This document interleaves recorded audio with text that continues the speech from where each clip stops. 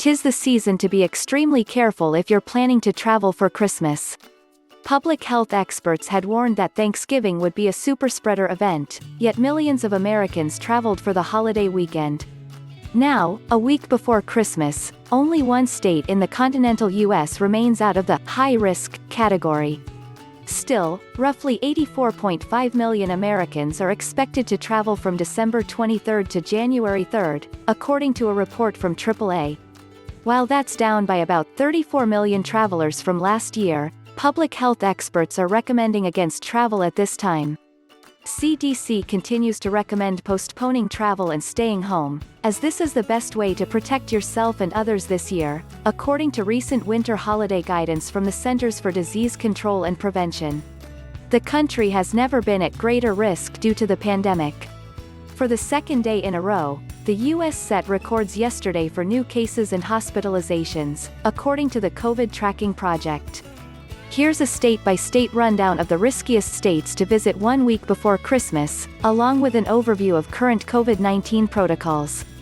Risk factors: no statewide mask mandate. 128.3 new daily cases per 100,000 people. 18.1% of COVID tests are positive as Tennessee climbs to the top of national charts for daily COVID-19 cases. Doctors on the front lines are pleading with Governor Bill Lee to mandate masks statewide.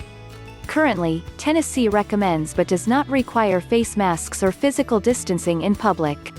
Several counties, including those containing Nashville, Memphis, Knoxville, and Chattanooga, have enacted local mask mandates. The volunteer state has recorded 128.3 new COVID-19 cases per 100,000 people, on a rolling weekly average, according to the risk assessment tool from the Harvard Global Health Institute and Brown School of Public Health.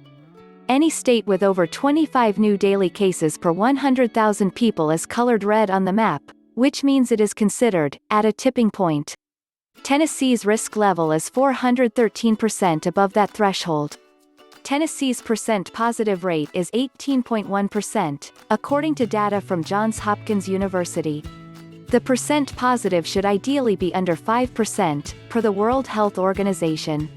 Positivity in Tennessee has been rising for the past 2 consecutive weeks.